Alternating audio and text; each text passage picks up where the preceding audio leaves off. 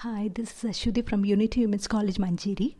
The current session is on The End of Living and the Beginning of Survival by Chief Seattle. The End of Living and the Beginning of Survival is a speech delivered by Chief Seattle in 1854 while he addressed a gathering. If you search Seattle on Google, you would find colorful, mind-blowing pictures of a city. But there was a story hidden beneath the surface of these pictures. It was the story of a tribe. The pain, helplessness, sense of belonging, love and suffering of the people. This is not a tale at all.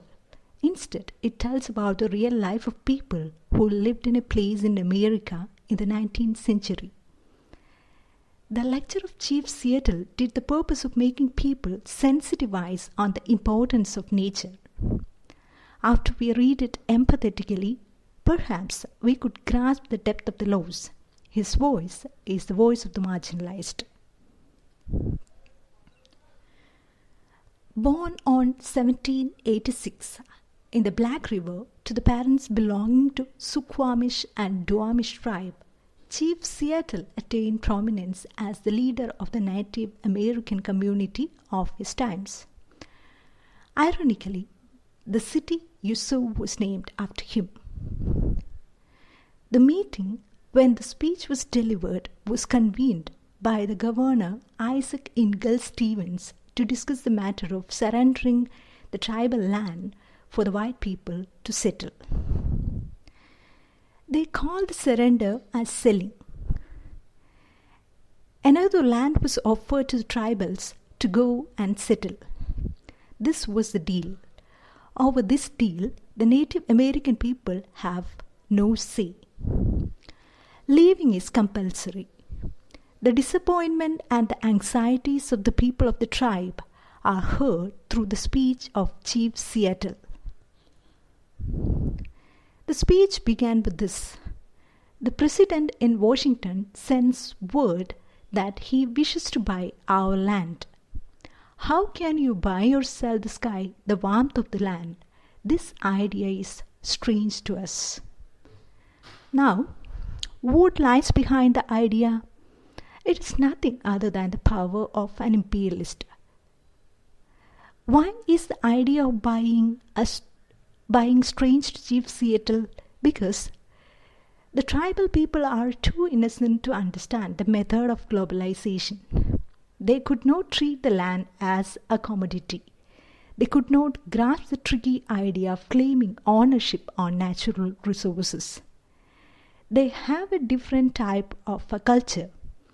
Let's call their culture as the culture of worship and the culture of the white settlers as the culture of exploitation. The difference in the culture is what made the idea of selling the land strange to the native chief.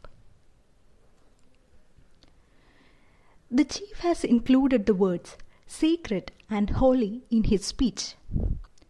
When he highlighted his idea using the words memory and experience, he was introducing the tradition of the Native Americans. Nature and all living beings are a part of the same family. Thus, all living beings deserve the treatment that we would give to our brothers and sisters. Chief Seattle was not only concerned about the present generation, but also about the past generation and the future generations too. Again, he recognized the consequences of the proposal of Washington. In fact, he was worried about the damage the Red Indians' decision to bring to the land and to the people. He said that it was not easy for them to leave the land and settle outside. In the form of advice and conditions, he expressed his concerns. The land which is sacred to the Indians must be treated with the same feeling. He was not sure about the fulfillment of this. If not worship, at least the natural resources such as rivers are to be treated with kindness. There should be continuity in the practice of kindness. That is, the children of the white men are to be educated on the importance of mercy. They should be merciful to nature. The mercy that they provide to the land must be natural, as the one with which you care your brother. Chief Seattle draws attention to the meaninglessness of the division savage versus civilized. The significant difference between the white and the red men is expressed through these words. The earth is not his brother, but his enemy, and when he conquered it, he moves on. Here we have to draw upon two words, enemy and conquer. These two words carry the difference. To the red men, the land is mother, the living beings are brothers, but to the white, the earth is his enemy. The red men wanted the earth to be protected, while the white men, according to Seattle, wanted it to be conquered. Instead of care, in white man's approach, he could see only the meaningless spirit of competition. Here is the prophetic statement that Chief Seattle made.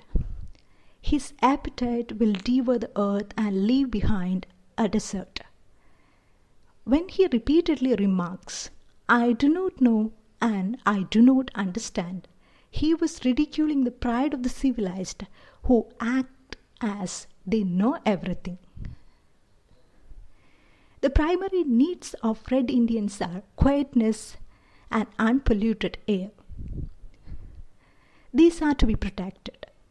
The second condition is that no animal should be harmed for mere fun, because it is the presence of the beasts that prevent man from the vacuum, the loneliness of spirit that man may suffer before ultimate destruction. All things are connected. Another strong insight that the civilized borrowed from him. These words are echoed in every slogan made for environmental protection. Materialism made the world blind from realizing his words. He said, "This we know, the earth does not belong to man. Man belongs to earth."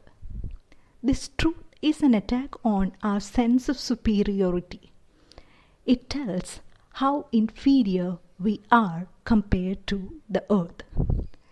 So it is high time to practice modesty and respect the earth. He spoke about the solidarity between the white and the red men by telling that the God the white thought that they own is the God of the red too. The God is the creator. Probably contaminating the earth may be challenging its creator. It will yield contempt. The result will be suffocation due to our own dirt. Now, we could rightly understand that his words were far-sighted. He predicted the destiny, the inevitable consequence of the destruction of environment. It needs no further explanation. The end of living, the beginning of survival. Thank you very much.